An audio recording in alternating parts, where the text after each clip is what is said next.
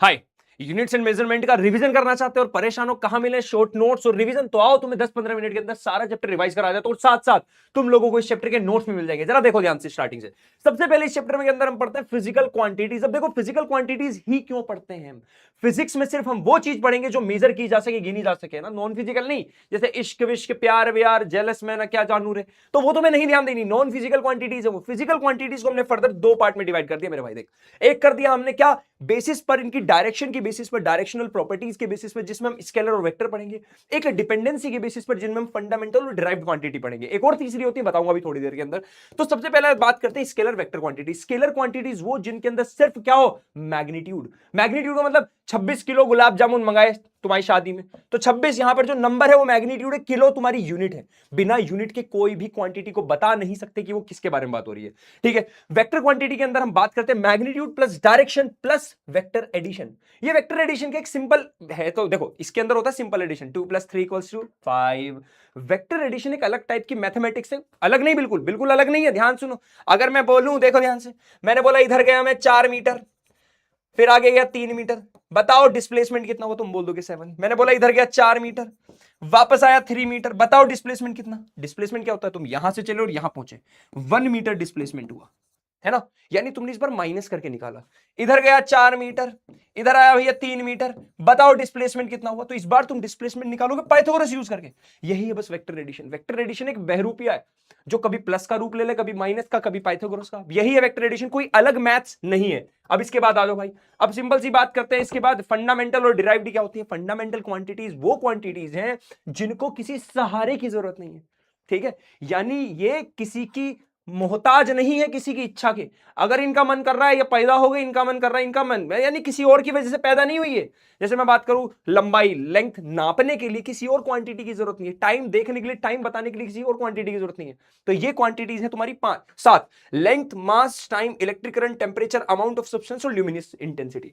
Amount of substance तुम chemistry में पढ़ोगे, है ना, जो मोल पढ़ा होगा तुमने। ल्यूमिनस इंटेंसिटी हम बोलते हैं जो लाइट तुम्हारी आ रही है ना, कितनी इंटेंसिटी से लाइट आ रही है, जिसकी ऐसा यूनिट होती है कैंडला। ये हम पढ़ेंगे तुम्हारी, वैसे हम 11-12 में इससे तो नहीं पढ़ेंगे, बस इसके बारे में बेसिक जान लो। ठीक है, टेम्परेचर की ऐसा यूनिट होती है केल्विन, इलेक्ट्रिक करंट की एम्पेयर, और टाइम की सेकंड, मास की किलो, और लेंथ की मीटर। ये तुम्हारी फंडामेंटल क्वांटिटीज। और इसके अंदर हम 11th क्लास के अंदर, ध्यान सुनो, 11th क्लास के अंदर हमें सिर्फ इन 3 की जरूरत पड़ेगी। इनकी, इन 4 की, सॉरी, इन 3 की और इसकी। और 12th क्लास में तुम्हें इलेक्ट्रिक करंट भी काम आने लगेगा। अब ये थी फंडामेंटल क्वांटिटीज। डिराइव्ड क्या है? बाकी सारी की सारी, acceleration, force, work, energy, power, momentum, सब डिराइव्ड। लेकिन डिराइव्ड क्वांटिटीज बनती कैसे हैं? फंडामेंटल क्वांटिटीज की मल्टीप्लाई, डिवाइड करके कुछ ना कुछ करके बन जाती है डिराइव्ड क्वांटिटीज। एक तीसरी टाइप की क्वांटिटीज थी जिन्हें भूल गए थे हम रखना किसी भी कैटेगरी में, उनको हमने नाम दिया सप्लीमेंट्री क्वांटिटीज। उसमें पहला आता है प्लेन एंगल। सिंपल एंगल देखते हो ना तुम, पहले बचपन में चेक करते थे 30 degree, 40 degree, 48 degree, 60 degree, 70 degree, degree में नापते थे। अब याद रखना, हम एंगल की ऐसा यूनिट लेंगे रेडियन। ठीक है, फॉर्मूला होता है थीटा, एंगल को थीटा लिखते हैं, length of arc upon radius. Class 10th में सर्कल चैप्टर में फॉर्मूला भी था। दूसरा सॉलिड एंगल, है ना, एक सर्कल लो, एक वो लो स्फीयर, स्फीयर के अंदर एक ऐसे कोन जैसा निकाल दो, कोन टोपी होती है ना बर्थडे वाली, तो उसके अंदर जो एंगल बन रहा है 3D में, उसे हमने बोला सॉलिड एंगल। फॉर्मूला होता है एरिया जो है उस पार्ट का अपॉन रेडियस का स्क्वायर। ये तुम्हारी सप्लीमेंट्री क्वांटिटीज। अब अगले बात करते हैं सिस्टम ऑफ यूनिट्स क्या होता है। देखो, हमारे सिलेबस में 3 टाइप के सिस्टम है ना, FPS, foot pound second, foot pound और second, centimetre gram second CGS, और एमकेएस, मीटर किलोग्राम सेकंड। इस एमकेएस को बाद में हमने एसआई कैटेगरी में डाल दिया। एसआई कैटेगरी मतलब हमने क्या किया, एक स्टैंडर्ड सिस्टम बना लिया कि अब सब इसमें ही पढ़ो वरना कंफ्यूजन बढ़ जाएगा भाई। ठीक है, इसके बाद तुमने एक चीज नोटिस की होगी, अगर मैं लिखूं 1 kilo equals to 1000 gram, notice करो ये नंबर छोटा है, यूनिट बड़ी हुई, नंबर बड़ा है, यूनिट छोटी। तो इससे बात समझ में आई कि अगर नंबर बड़ा होगा तो यूनिट छोटी होगी, और नंबर छोटा होगा तो यूनिट बड़ी होगी, मतलब इनवर्सली प्रोपोर्शनल। ऐसा फॉर्मूला है n1u1 = n2u2, जो तुम्हारे यूनिट कन्वर्जन के क्वेश्चंस आते हैं। इसके बाद कुछ चीजें हैं जो तुम्हें याद रखनी, जैसे 1 लाइट ईयर। लोगों को लगता है लाइट ईयर मतलब टाइम की बात हो रही है, 1 साल की लाइट, नहीं, लाइट ईयर डिस्टेंस की यूनिट है, जिसकी वैल्यू होती है 9.467 × 10⁻itiन। 1 एस्ट्रोनॉमिकल यूनिट होती है 1.496 × 10⁻11। 1 किलोवाट आवर होती है 3.6 × 10⁻6 जूल। 1 न्यूटन होती है 10�5 डायन। ये डायन क्या, बेसिकली ये तुम्हारी सीजीएस यूनिट है। न्यूटन क्या है तुम्हारी, एमकेएस। जैसे बताता हूं, फोर्स होता है मास इंटू एक्सेलरेशन। मास होता है केजी, एक्सेलरेशन होता है मीटर पर सेकंड स्क्वायर। इसको मिला के ही बोल दिया 1 न्यूटन। ठीक है, अगर किलोग्राम को लिखोगे ग्राम, मीटर को लिखोगे सेंटीमीटर और सेकंड स्क्वायर को ये रहने दो, इसी को बोलते हैं हम डायन। तो 1 न्यूटन में 10 की पावर 5 डायन होती हैं। ध्यान रख ली, ये बात छोटी सी मगर मोटी सी बात है भाई, ठीक है सर। चलो भैया आगे देखो। इसके बाद ये कुछ और क्वांटिटीज है तुम्हारी, मिलीमीटर 10 की पावर -3 मीटर, माइक्रोमीटर 10 की पावर -6 मीटर, एंगस्ट्रॉम होता है 10 की पावर -10, नैनोमीटर होता है 10 की पावर -9, मेगा होता है 10 की पावर 6, टन होता है 1000 और क्विंटल होता है 100 किलो। ठीक है, इसके बाद आगे आते हैं भैया 1 2 3 एंड गो। ठीक है, आगे क्या भाई, डायमेंशनल फॉर्मूला। हमने जो अभी तुम्हें क्वांटिटीज बताई, फंडामेंटल क्वांटिटीज, उसमें हमने क्या किया, कुछ क्वांटिटीज को, जैसे लेंथ को, अगर मैं कभी भी किसी यूनिट मीटर होगी, अब मीटर किसकी, डिस्टेंस की, डिस्प्लेसमेंट की, लेंथ की, सबकी यूनिट मीटर होती है। जिसकी यूनिट मीटर है, आज से उसे सिंबल दे दिया हमने, जिसे उसको हमने सिंबल दे दिया एल। जिसकी यूनिट किलोग्राम है, किलोग्राम, उसको हमने सिंबल दे दिया एम, मास। जिसकी यूनिट सेकंड है, टाइम से रिलेटेड जिसकी बात हो रही, टाइम को सिंबल दे दिया हमने टी। तो हमने इन्हें रिप्रेजेंट कर दिया एल एम टी इनसे ना। तो यहां से हमने कुछ डायमेंशनल फॉर्मूलाज लिखे। क्या लिखे हमने भैया, डायमेंशनल फॉर्मूलाज। डायमेंशनल फॉर्मूले का मतलब है, एक डायमेंशनल फॉर्मूला रिप्रेजेंट करता है क्वांटिटी को, कि उसमें कितनी फंडामेंटल क्वांटिटीज आ रही है। फॉर एग्जांपल अगर मैं बात करूं सिर्फ डिस्टेंस, तो एल आ गया अकेला, सिंपल, एल की पावर 1 और कुछ नहीं है। ये इसका डायमेंशनल फॉर्मूला लिखने का तरीका, ब्रैकेट में बंद कर दिया। अगर मैं बात करूं वेलोसिटी, वेलोसिटी का फॉर्मूला क्या होता है, डिस्प्लेसमेंट अपॉन टाइम। डिस्प्लेसमेंट ऊपर यानी एल ऊपर, टाइम नीचे, टी। टी ऊपर क्या, तो टी की पावर -1, तो इसका फॉर्मूला हुआ एल टी -1। एक्सेलरेशन क्या होता है, ऊपर वेलोसिटी, तो वेलोसिटी तो पहले ही है एल टी -1 अपॉन टाइम। जब ये भी ऊपर जाएगा तो टी की पावर -2 हो जाएगा, हाँ ना बोलो, ये लिख दिया एल टी पावर -2। मास हो गया एम, फोर्स आया। अब फोर्स होता है मास इंटू एक्सेलरेशन होता भाई साहब। मास को हम कैपिटल एम से लिखते हैं, एक्सेलरेशन अभी भी सिखाया एल टी -2, तो फॉर्मूला क्या बना, एम एल टी -2। ये रहा तुम्हारा फोर्स का डायमेंशन फॉर्मूला। अब आया वर्क। वर्क का फॉर्मूला होता है फोर्स इंटू डिस्प्लेसमेंट। फोर्स अभी भी सिखाया एम एल टी -2, डिस्प्लेसमेंट होता है एल, एल की पावर 1, एल की पावर 1, एल की पावर 2 बना, आया एम एल टू टी -2। ध्यान रखना, वर्क का जो डायमेंशन फॉर्मूला आया वही होता है एनर्जी का, क्योंकि दोनों की यूनिट भी सेम है। एनर्जी का भी होता है, एक होता है फॉर्मूला टॉर्क।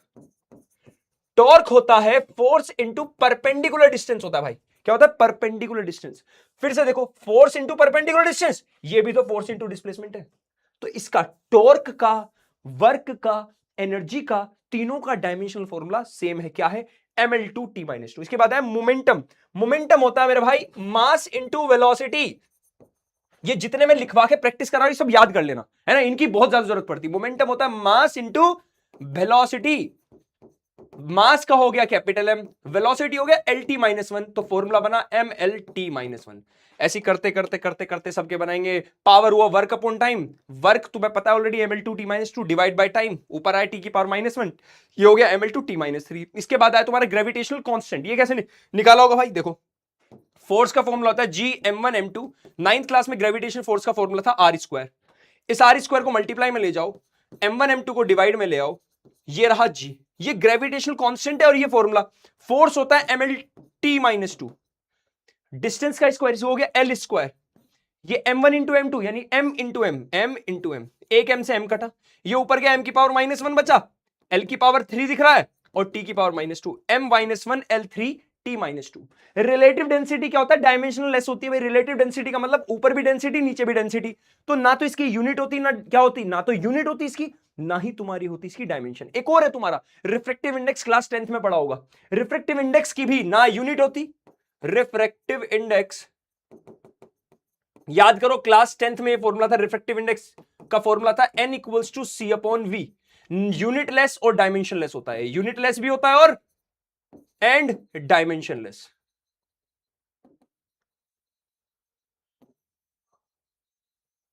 कोई दिक्कत परेशानी, प्लेन एंगल, अब यहां समझना, जिसकी यूनिट ही नहीं है डायमेंशन भी नहीं है, पर मैं बोल दूं यूनिट है डायमेंशन नहीं है। जैसे प्लेन एंगल थीटा होता है एल अपॉन आर, ऊपर भी लेंथ नीचे भी लेंथ, डायमेंशनलेस, पर इसकी यूनिट होती है रेडियन। यानी एक बात समझ में, स्टार करके एक पॉइंट लिखना कि अगर यूनिट लेस है तो डायमेंशनलेस पक्का होगा, लेकिन अगर डायमेंशन लेस है जरूरी नहीं है यूनिट लेस होगा, यूनिट हो सकती है। ठीक है भाई, चलो। एंगुलर मोमेंटम होता है mass into velocity into radius. M V तुम्हें ऑलरेडी पता है, आर हो गया एल, निकल गया M L two T -1। Planck constant क्या होता है, एनर्जी का फॉर्मूला होता है एच ये होता है प्लैंक कांस्टेंट अपॉन टाइम, ये टाइम के मल्टीप्लाई में एनर्जी इनटू टाइम करके निकालो, तुम्हारा प्लैंक कांस्टेंट की आई ml/t-1। ठीक है भाई साहब। इसके बाद आ जाओ कुछ छोटी मोटी मगर मोटी बातें, आओ भाई। इसके बाद डायमेंशन एनालिसिस। अब देखो डायमेंशन एनालिसिस, हमने जो डायमेंशन फॉर्मूला बनाया, जो डायमेंशंस पढ़ी, उनका कुछ फायदे हैं। पहला, हम चेक कर सकते हैं कि कोई भी इक्वेशन करेक्ट है या नहीं है। करेक्ट है नहीं मतलब देखो ये इक्वेशन पढ़ी तुमने, s = ut + ½ at², second equation of motion, यानी कि डायमेंशनल एनालिसिस की हेल्प से हम बता सकते हैं कि इक्वेशन सही है या गलत। फॉर एग्जांपल, अगर मैं बोलूं ये इक्वेशन है v = u² + 2at, तुम बोलोगे एटी गलत लग रही है देखने में। कैसे लग रही है भैया? v की डायमेंशन होती है lt-1, वेलोसिटी की होती है, ये भी वेलोसिटी है, इसकी भी lt-1, पर स्क्वायर दिया हुआ है, स्क्वायर दिया हुआ तो ये स्क्वायर हो जाएगी पूरी, तो इसकी डायमेंशन अलग आ गई।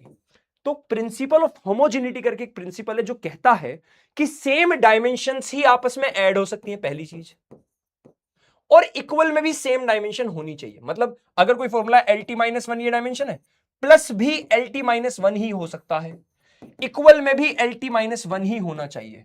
ये कहता है प्रिंसिपल ऑफ होमोजेनिटी। जैसे इक्वेशन थी s = ut + ½ at², s हो गया l, डिस्प्लेसमेंट l, u मतलब lt-1, पर साथ में एक t है, तो ये दोनों कट गए, ये भी आ गया l, a हो गया, एक्सेलरेशन हो गया lt-2, t की पावर 2 कट गया, ये आ गया l। यानी तुम देख रहे हो, इसको बोलते हैं प्रिंसिपल ऑफ होमोजेनिटी, कि जितने भी तुम्हारे डायमेंशंस एडिशन और सब्ट्रैक्शन में सेम होने चाहिए और इक्वल में भी सेम ही आना चाहिए। इसको बोलते हैं प्रिंसिपल ऑफ होमोजेनिटी। ठीक है, एक तो ये to check the correctness of equation, एक तो ये काम है कि इक्वेशन की करेक्टनेस चेक करता है। ठीक है, दूसरा ये करता है तुम्हारा यूनिट कन्वर्जन, n1u1 = n2u2 जो सिखाया था। ठीक है, और एक करता है रिलेशनशिप बनाता है, यानी फॉर्मूले भी बना सकते हैं। मैं तुम्हें बोल दूं कि force is dependent on mass, velocity and radius, तो तुम कैसे लिखोगे? Force proportional to this. अब तुम्हें नहीं पता है मास की पावर क्या हो, मास की पावर ले लो, वेलोसिटी की भी, r की पावर c ले लो। फोर्स का डायमेंशन फॉर्मूला पुट करो, क्या होता है? ml/t-2 पुट करो, और यहां मास का पावर a, वेलोसिटी होता है lt-1, इसकी पावर b, रेडियस होता है l की पावर c। यहां पर मास की पावर a ही आएगी, l की पावर देखो कितनी है टोटल, फिर t की पावर देखो, और इधर से कंपेयर कर दो, इक्वेट करके तुम्हारी ए, बी और सी की वैल्यू आएंगी, तुम यहां से फॉर्मूला का बता सकते हो। अब यहां पे गड़बड़ भी है, लिमिटेशंस भी है कुछ इस डायमेंशन एनालिसिस में, जैसे कि ये नहीं बता पाता कांस्टेंट क्वांटिटीज के बारे में। तुम ध्यान से देखो, इन कांस्टेंट क्वांटिटीज के बारे में कुछ बात नहीं कर पा रहा। दूसरा, ये नहीं बताता फॉर्मूले में किसके बारे में बात की गई है, बस फॉर्मूला बता सकता सही गलत, पर किसके बारे में ये नहीं बता पाता, कांस्टेंट के बारे में नहीं बता पाता। ठीक है, कि कांस्टेंट के बारे में, दूसरा फॉर्मूले के किसके बारे में बात की गई ये नहीं बता पाता। और ये सिर्फ वही फॉर्मूला, ध्यान सुनो, जो तुम फॉर्मूले बनाते हो सिर्फ वही फॉर्मूले बना सकता है जिनमें बीच में प्लस माइनस ना हो, सिर्फ वही फॉर्मूलेज ये बना सकता है। ठीक है भाई साहब, प्रिंसिपल ऑफ होमोजेनिटी होगा। इसके बाद आता है सिग्निफिकेंट डिजिट्स। बेसिकली सारी नॉन जीरो डिजिट्स तुम्हारी सिग्निफिकेंट होगी, जैसे यहां पे होगी 5। अगर जीरोस बीच में आ रही है तो वो भी काउंट होंगी सिग्निफिकेंट में, तो यहां भी कितनी है? 5, 2, 3, 4, 5। अब अगर नंबर मान लो लेस देन 1 है, 1 से छोटा नंबर है, 1 से छोटा नंबर है। अब यहां तुम्हें देखना है 1 से छोटा नंबर, मतलब माइनस में बात नहीं कर रहा मैं, 0.01, क्या 1 से छोटा है? 0.1, 0.23, 0.5, 0.902, क्या सब नंबर 1 से छोटे हैं? इसमें तुम ये देखना कि जीरो कहां आ रही है। अगर जीरो नॉन जीरो नंबर से पहले आ रही है कहीं भी, तो ये कभी काउंट नहीं होंगी, सिर्फ यहां सिग्निफिकेंट डिजिट है 1। लेकिन अगर नंबर 1 से बड़ा है तो अब कहीं भी आ जाए जीरो। अगर नंबर 1 से बड़ा है, जैसे मान लो 1.20, 1.00, 1.010000, 1.02000, कहीं भी आए तो जीरो जहां भी आ रही है सब काउंट होंगी, सब, ये भी, ये भी, ये भी, सब। तो जैसे ये वाला क्वेश्चन है, इसमें 4 और 3 7 सिग्निफिकेंट, यहां देखो 3 सिग्निफिकेंट डिजिट, पॉइंट के बाद आ रही है जीरो, पॉइंट के बाद की जीरो हमेशा काउंट होगी अगर पहले कोई नॉन जीरो नंबर है तो। जैसे यहां नॉन जीरो नंबर नहीं था पहले, तो कोई काउंट नहीं हुई। यहां नॉन जीरो नंबर है, इसके बाद आ रही है पॉइंट के बाद, तो काउंट होगी। इसके बाद आओ, ये दोनों काउंट होंगी 2। यहां पे देखो, नॉर्मली ऐसे नंबर हमारी साइंटिफिक नोटेशन में नहीं लिखे जाते, तो ये क्वेश्चन आते नहीं है। पर एनसीआर कुछ बुक्स में ना ये क्वेश्चंस दिए हुए हैं, जैसे पूछ लेगा 200 सेंटीमीटर में बताओ कितने। अब असलियत में एचसी वर्मा साहब ने और एनसीईआरटी में भी एक लाइन लिखी हुई है कि ये थोड़ा एम्बिगियस होता है। एम्बिगियस मतलब ये अनसर्टेन बात है, इसको बताया नहीं जा सकता, पर कभी कभी क्वेश्चन आ जाए तो हमें पता होना चाहिए, स्कूल में भी और कुछ बुक्स में लिखवाते हैं। ठीक है, नॉर्मली हम किसी भी नंबर को साइंटिफिक नोटेशन में ऐसे नहीं लिख सकते, ये भी एक लाइन लिखी हुई है। तो ये क्वेश्चन किसी हाई लेवल एंट्रेंस एग्जाम में ऐसा नहीं पूछा जाता। क्वेश्चन पूछा जाएगा तो ऐसे 200.0 200.00 कुछ ना कुछ पॉइंट लगा के जरूर आएगा। लेकिन अगर कभी ऐसा मिल जाए तो सिर्फ नंबर वाली वैल्यू को सिग्निफिकेंट काउंट करना है, अदरवाइज नहीं। ठीक है, मैंने ये लाइन लिख दी है वैसे। चलो इसके बाद आ जाओ भाई, अब आ जाओ भैया तुम अगले पे। अगला अगला अगला पार्ट है भैया तुम्हारा राउंडिंग ऑफ। क्या होता है भैया rounding off? Rounding off basically याद रखना, अगर नंबर 5 से छोटा है तो राउंडिंग ऑफ नहीं होगी, तो सीधा ये आ जाएगा 4.464। ठीक है, नंबर अगर तुम्हारा किससे बड़ा है भाई? 5 से बड़ा है, तो ये अगला नंबर राउंड ऑफ हो जाएगा 4.465। अगला नंबर तुम्हारा 4.465। नंबर एग्जैक्ट 5 है, तो ध्यान रखना आगे वाला नंबर देखो, अगर इवन है तो राउंड ऑफ नहीं होगा। अगर इवन है तो राउंड ऑफ नहीं होगा, ध्यान रखना। अगर इससे आगे ओड नंबर है तो राउंड ऑफ होगा, तो राउंड ऑफ होगा, याद रखोगे। इधर आओ, अब ये बात याद। अब एडिशन में हमेशा देखना सबसे कम डेसिमल प्लेसेस कितनी है, उतनी ही आंसर में होनी चाहिए। जैसे 0, 4, 2, 2.3, तो ये दोनों हटा दो, आंसर आएगा ये 3.22। ठीक है, आ जाओ एक और। सब्ट्रैक्शन में भी है, 2 की पावर 2, 10 में से 1 गया 9 पॉइंट, ये आ गया 0.992। कितनी डेसिमल प्लेसेस है? 2, तो 2 हटा दो, सिर्फ ये आंसर है। ठीक भाई सब, मल्टीप्लीकेशन में देखनी है सबसे कम सिग्निफिकेंट फिगर्स किसमें? इसमें 3 सिग्निफिकेंट फिगर्स है। कितनी? 3, तो आंसर, और 3 नहीं सॉरी 2, इसमें 2 सिग्निफिकेंट फिगर है, तो आंसर में भी 2 ही सिग्निफिकेंट फिगर होनी चाहिए, ध्यान रखो। 4 1 जा 4, 2 1 जा 2 0, 2 1 जा 2 इंटू 4 2 जा 8, 2 2 जा 4 0 2 जा 2 2 जा 4। ये आंसर आया तुम्हारा कितना? 4 8 2 10 5 2 4, कितनी? 2 और 3 5, 2 और 3 5, भैया ये तो ये आ गया भैया, ये आ गया भाई। तो आंसर आएगा तुम्हारा 0.42, ये आएगा आंसर 0.42। अब 42 क्यों? राउंड ऑफ करना था 5 को, पर आगे नंबर क्या है? इवन, तो राउंड ऑफ नहीं होगा। ठीक है, प्रेशर ग्रेडियंट को याद रखना, प्रेशर अपॉन लेंथ कर दो, प्रेशर ग्रेडियंट बोलते हैं। ठीक है, ऐसे ही डिस्प्लेसमेंट ग्रेडियंट का मतलब है डिस्प्लेसमेंट अपॉन में लेंथ कर दो। जब भी अपॉन डिवाइड में लेंथ होगी, इस वर्ड को बोलते थे ग्रेडियंट। अब तुम लोगों को एक बात, आगे क्या चाहिए ना बता देना बस मुझे, कि भाई ये आप और ले आओ हमारे लिए वीडियो, तो बस, तो तुम लोगों का रिवीजन मैंने करा दिया है। ये नोट्स तुम्हें मेरे टेलीग्राम पर मिल जाएंगे। मेरा टेलीग्राम भी तुम्हें कहीं ना कहीं मिल जाएगा। बता दे कहां मिलेगा टेलीग्राम? हमारा टेलीग्राम कहां मिलेगा भाई? टेलीग्राम दिखा देते तुम्हें कहां मिलेगा। ठीक है, ये वाला टेलीग्राम ग्रुप ज्वाइन कर लेना, ये रहा ये टेलीग्राम ग्रुप ज्वाइन कर लेना भाई। ठीक है, यहां पर तुम्हें नोट्स मिल जाएंगे। तो तब तक के लिए tata bye bye, I love you all.